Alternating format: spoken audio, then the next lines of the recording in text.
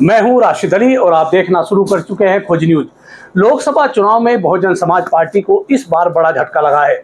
Bahujan Samaj party की दयनीय स्थिति का अंदाजा इसी से लगाया जा सकता है कि उत्तर प्रदेश की सभी लोकसभा सीटों पर चुनाव लड़ने वाली बहुजन समाज पार्टी का प्रत्याशी किसी भी लोकसभा सीट पर दूसरे नंबर पर नहीं आ सका है।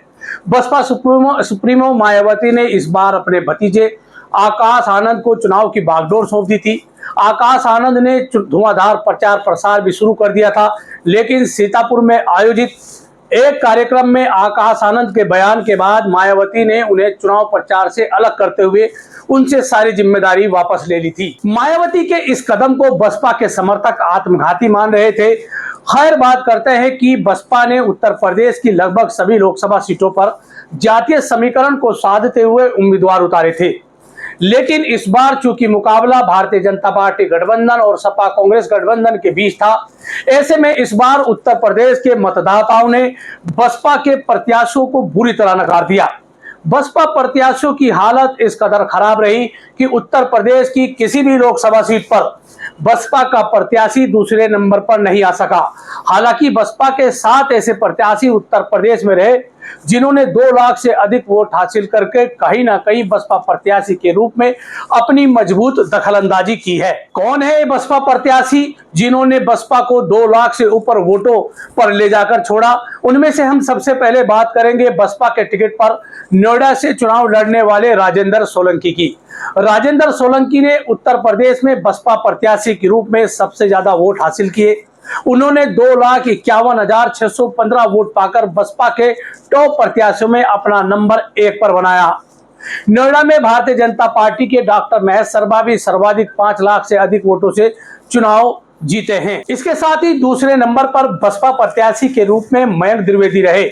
मयंक द्विवेदी ने बांदा लोकसभा सीट से बसपा के टिकट पर चुनाव लड़ा। उन्होंने 2,45,745 वोट पाकर यूपी में बसपा प्रत्याशियों की टॉप रैंक में दूसरा नंबर पाया। बांदा लोकसभा सीट पर समाजवादी पार्टी की प्रत्याशी कृष्णा देवी सिंह शिवशंकर पटेल ने जीत दर्ज की है। तीसरे नंबर पर बसपा को सर्वाधिक मत दिलाने वाले प्रत्याशी का नाम है चौधरी विजेंद्र सिंह। चौधरी विजेंद्र सिंह पहले लोकदल के प्रदेश महासचिव थे। उन्होंने लोकसभा चुनाव से पहले बसपा का दामन थामा और बिजनौर लोकसभा सीट पर बसपा प्रत्याशी के रूप में अपनी एंट्री की। चौधरी विजेंद्र सिंह ने राष्ट्रीय लोकदल भाजपा गठबंधन के चंदन चौहान और समाजवादी पार्टी के दीपक सैनी के साथ त्रिकोणीय मुकाबला बनाया।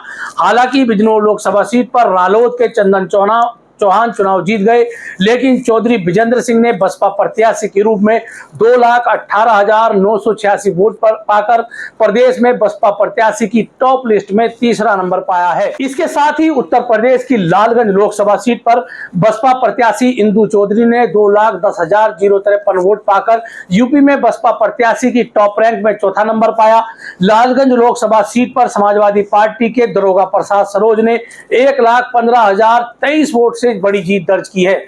बसपा प्रत्याशियों की सबसे ज्यादा वोट पाने वालों की लिस्ट में 5वें नंबर पर घोसी लोकसभा सीट पे बसपा के टिकट पर चुनाव लड़ रहे बालकृष्ण चौहान का नंबर है।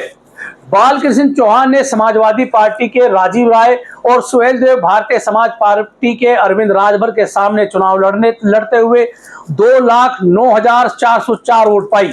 इस सीट पर समाजवादी पार्टी के राजीव राय ने जीत दर्ज की है। बसपा के सबसे ज्यादा वोट पाने वालों की लिस्ट में 6ठे नंबर पर हाथरस से चुनाव लड़ रहे हेम बाबू धनगर का नाम आता है।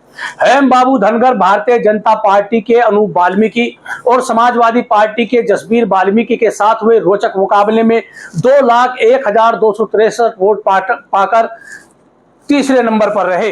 बसपा प्रत्याशी की टॉप लिस्ट में 7वें नंबर पर अंबेडकर नगर से चुनाव लड़ रहे कमर हयात का नाम आता है। हालांकि कमर हयात 2 लाख से अधिक वोट नहीं पा सके, लेकिन उसके बाद भी उन्होंने 2 लाख के लगभग ही 1,99,499 वोट पाकर बसपा की टॉप लिस्ट में 7वां नंबर हासिल किया।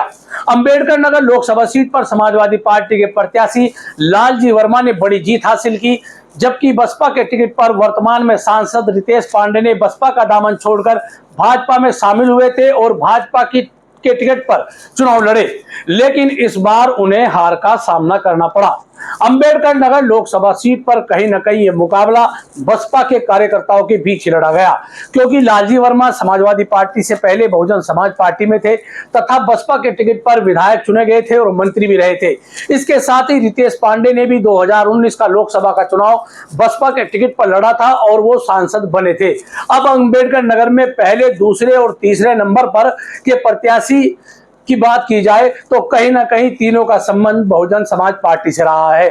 हमारी ये स्टोरी आपको कैसे लगी हमें कमेंट्स बॉक्स में जरूर बताएं और हमारे चैनल खोजी न्यूज को लाइक और सब्सक्राइब करें। धन्यवाद।